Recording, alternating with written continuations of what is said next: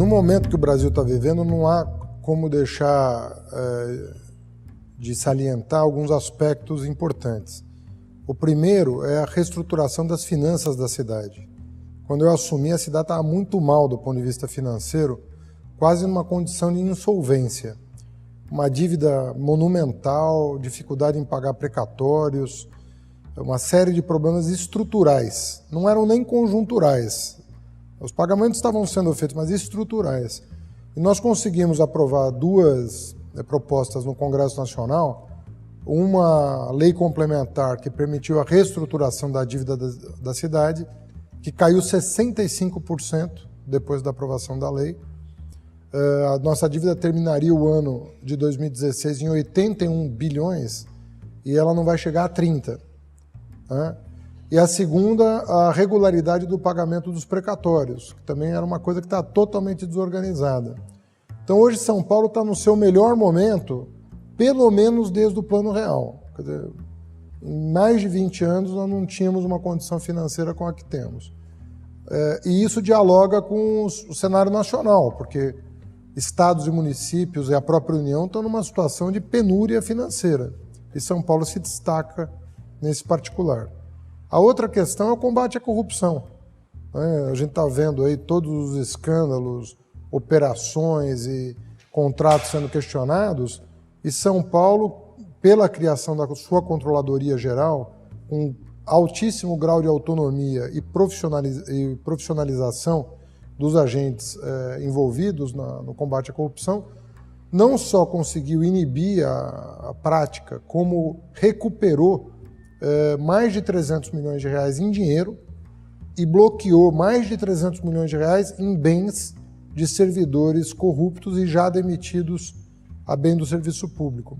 Então isso é um segundo elemento importante. O terceiro é a mudança de paradigma na construção da cidade, tanto do ponto de vista dos investimentos privados, agora regidos pelo plano diretor, lei de zoneamento e legislação urbanística complementar, quanto pelos investimentos públicos, os entregues e os que estão em processo. Então você tem um conjunto de obras de drenagem, mobilidade, saúde, educação, habitação na esfera pública já organizados até 2030 e os investimentos privados com um novo marco regulatório que vai permitir um equilíbrio maior no funcionamento da cidade. Eu diria que esses 3 pontos resumem aquilo pelo que eu espero ser lembrado no futuro.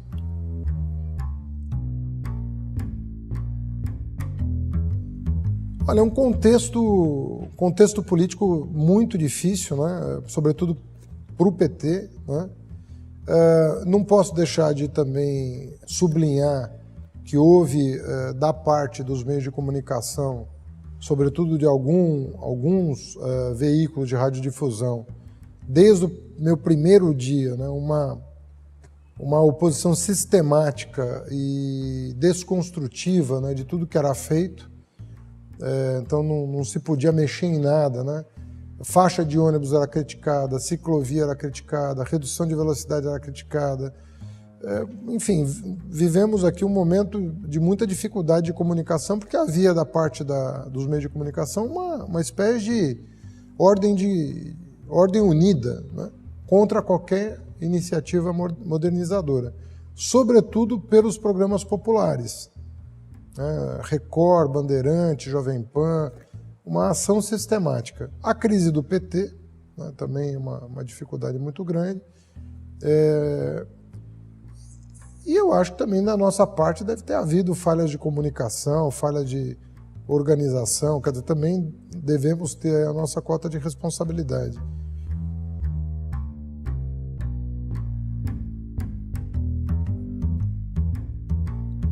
Olha, se bateu muito na tecla de que não se investia na periferia. E é muito difícil você lutar contra um mantra que se estabeleceu e que efetivamente chegou à periferia dessa maneira. Não é? Mas eu me pergunto, onde estão sendo construídos os hospitais, os CELs, onde foram entregues as creches, a quem as faixas de ônibus beneficiou, a quem o passe livre do estudante beneficiou, a quem o bilhete único mensal beneficiou.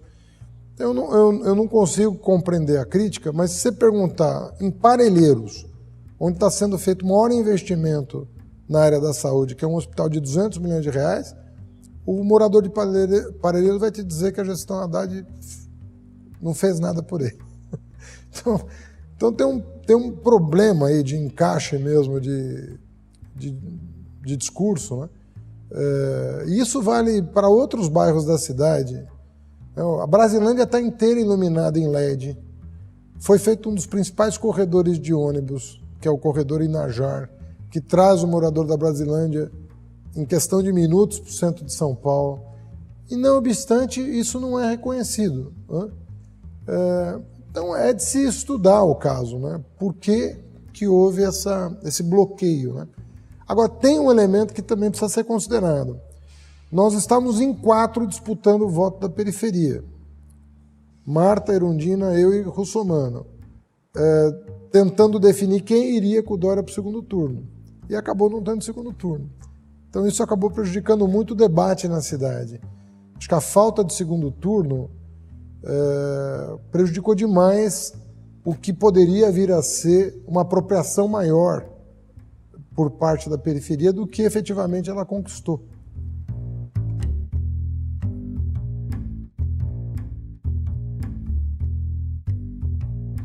Olha, São Paulo ela é uma cidade onde atuam forças muito conservadoras. Ela própria não é conservadora, porque nenhuma cidade é, em si, conservadora. Sobretudo uma metrópole, ela, por definição, ela está imersa na pluralidade e diversidade de opiniões. Mas atuam aqui forças muito conservadoras.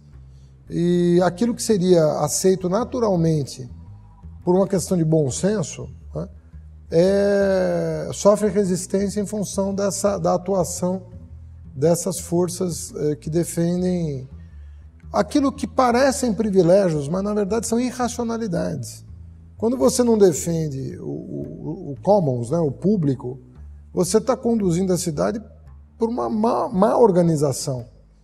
Não é verdade que a cidade é melhor quando você defende o que você chamou de privilégios. Quando você defende o transporte público, você melhora para todo mundo, não melhora só para quem usa o transporte público. Então é uma falsa questão que vai ser resolvida no curso dos acontecimentos, né? Senão nós teríamos que supor que as cidades do núcleo duro do capitalismo são socialistas. E na verdade não é isso que acontece.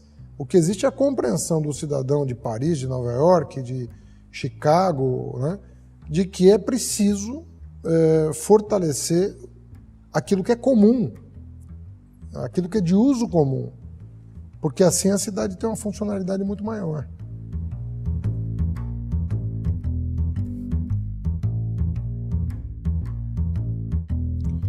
Olha, existe um romantismo em relação às ruas, como se as ruas são um espaço de disputa, não é um ser, né, que tem pensamento próprio, né? Depende de quem está na rua, né? A juventude hitlerista foi para a rua. Então a gente tem que sopesar isso um pouco para entender os fenômenos. O que aconteceu no Brasil, que era muito comum na América Latina e no Brasil, até pela liderança do Lula e pelo sucesso dele, acabou sendo adiado, né? É que a direita também foi para a rua, né? E isso aconteceu na Argentina, na Venezuela, no Chile, e não aconteceu no Brasil até 2013. Chegou o momento que a direita foi para a rua.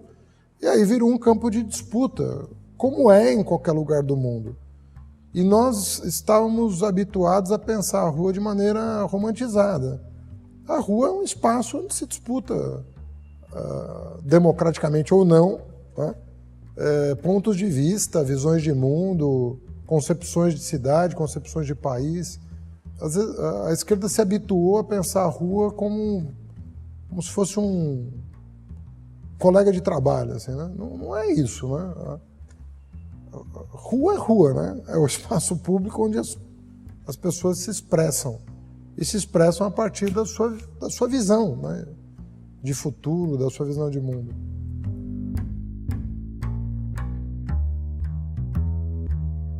Na verdade, não foi apresentado para a cidade um projeto alternativo, né?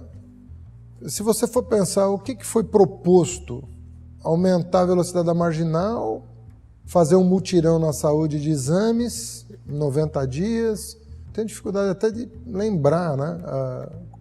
Propostas estruturais para a cidade não foi feita nenhuma.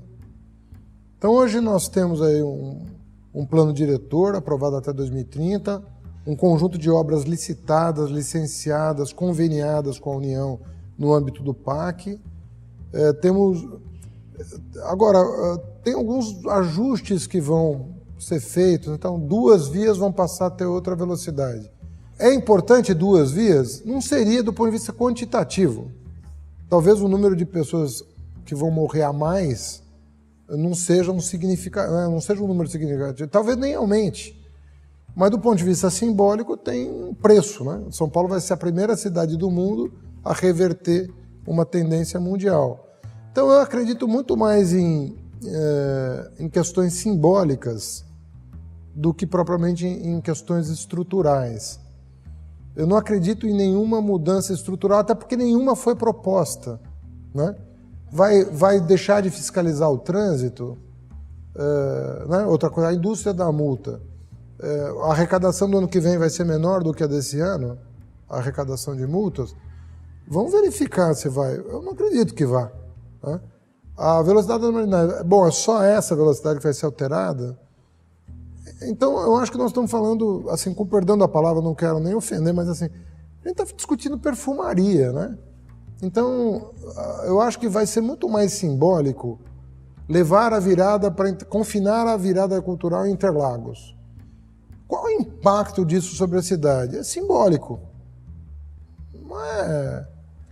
Não vai mudar toda a política cultural por causa disso, né? Mas simbolicamente é um gesto por trás do qual tem uma visão de cidade. O aumento da velocidade das marginais vai morrer muito mais gente?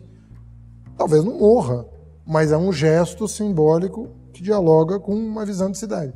Então, eu acredito muito mais em questões pontuais, simbólicas, do que propriamente em mudanças estruturais. Não vi nenhuma reforma estrutural ser proposta.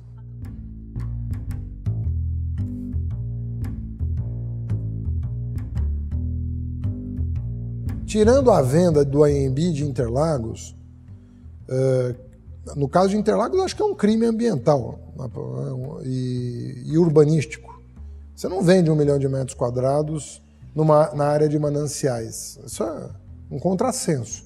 Pode conceder, fazer parceria com a iniciativa privada, isso tudo é bastante razoável. Inclusive porque o AMB e o Pacaembu, o processo de concessão já está em curso. Não é que está em curso, está no Condefat o projeto para conceder o Pacaembu. Agora, a venda de Interlagos, aí sim, de novo, é simbólico. 1 milhão de metros quadrados é 40 vezes o tamanho do Parque Augusta, em área de manancial. Você vai vender? Mas, de novo, são aspectos simbólicos. Quando se fala em privatizar o Ibirapuera, não é verdade. O que está se pensando é uma governança de mais longo prazo, em que um parceiro privado pudesse explorar algumas possibilidades. Difícil de fazer bem feito, inclusive. Mas pode ser que saia um modelo. Porque no Ibirapuera, você tem o Manequinho Lopes, você tem o pavilhão, você tem o museu, você tem a Oca, né? Você tem o auditório, você tem os ambulantes cooperativados. Como é que você vai botar tudo isso num caderno de encargos para conceder? Não é uma tarefa simples, mas pode ser que se encontre ali uma quadratura do círculo e dê certo. Mas não é a venda, você não está vendendo o Ibirapuera, você está repensando a governança. Não vejo tabu nisso, né? Agora, eu acho que do ponto de vista simbólico, algumas coisas são mais importantes e deveriam ensejar uma atenção maior dos cidadãos mobilizados, né?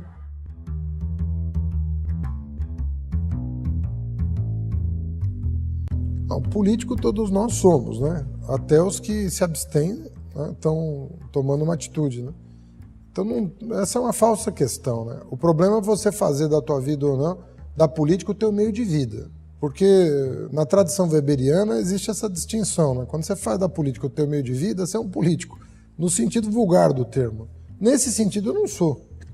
Eu nunca fiz da política meu meio de vida. Agora, eu sou um ser político porque eu vivo na cidade, vivo no país, intervenho com as minhas opiniões, com as minhas ações, como ministro, como prefeito, como cidadão, como professor. Vou sempre intervir na política, né? Mas não faço da política meu meio de vida.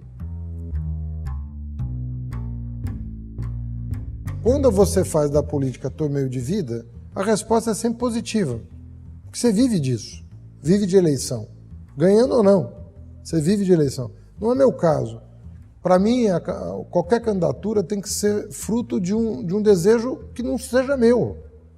De um desejo que seja de um projeto que eu possa vir a representar. Percebe? Então, esse tipo de pergunta feito por uma pessoa que não vive da política não faz muito sentido.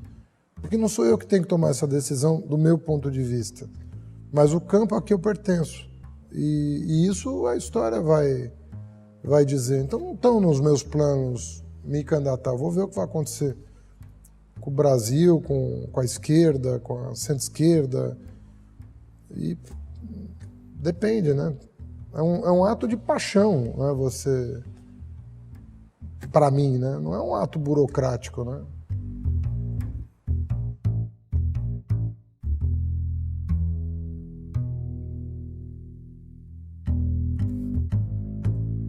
Pressuposto, acho que está errado.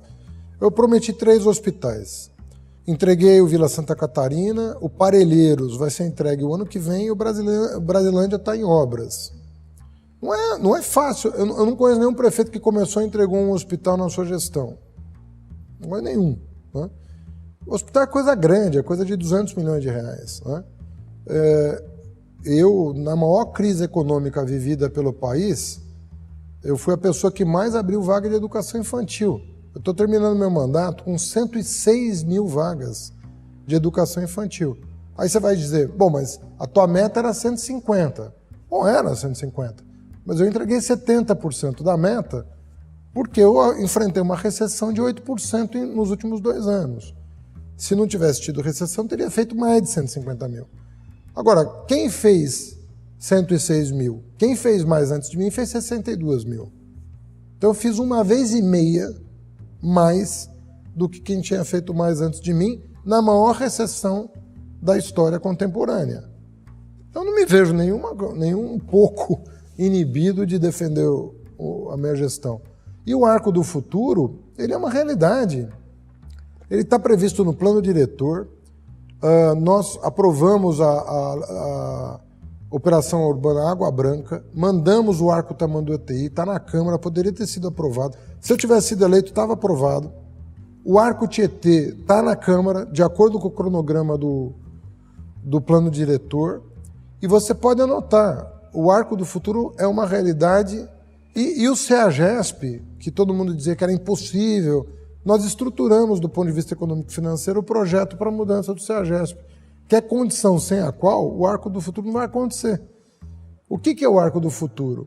São os piscinões da CUPC, são as pontes Laguna Itapaiuna, é a Chucre Zaidan, é a duplicação da Belmira Marim e da Estrada do Alvarenga, é a Ponte Baixa, com a Avenida Luiz Gusquem. O Arco do Futuro é as obras de drenagem na Sumaré Água Preta, que estão prontas. O Arco do Futuro não é uma... O que as pessoas imaginavam que era? O Arco do Futuro são essas obras e a organização ao longo da orla, vamos dizer, das margens dos 2 principais rios. Isso está feito. Não tem volta.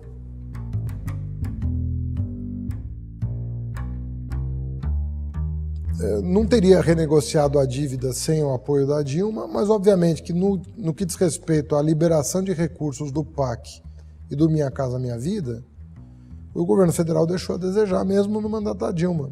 sobretudo depois da reeleição, quando a crise se instalou.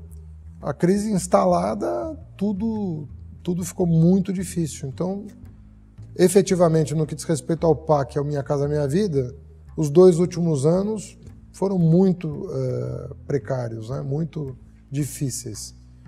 Com tudo isso, nós conseguimos viabilizar 35 mil unidades habitacionais em 2 anos só, porque faz 2 anos que está suspenso o programa. Então, se tivéssemos mais 2 anos, poderíamos ter chegado a 60, 65 mil, porque temos o terreno e temos os projetos licenciados. Só não temos o contrato com a Caixa Econômica Federal. Então, esses últimos 2 anos complicaram bem a vida do PAC e do Minha Casa Minha Vida.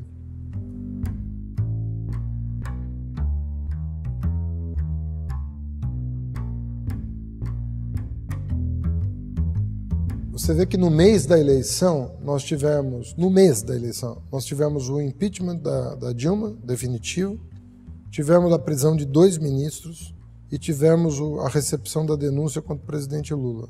Tudo isso entre final de agosto e setembro.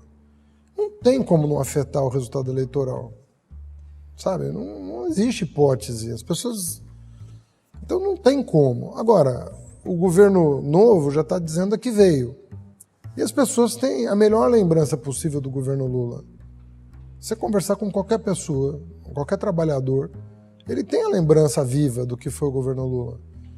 Então, com o passar do tempo, eu penso que essa lembrança vai ficar cada vez mais forte.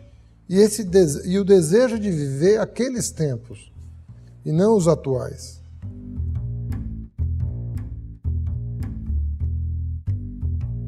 Faço, lógico. Faço. Eu tenho dito em entrevistas que o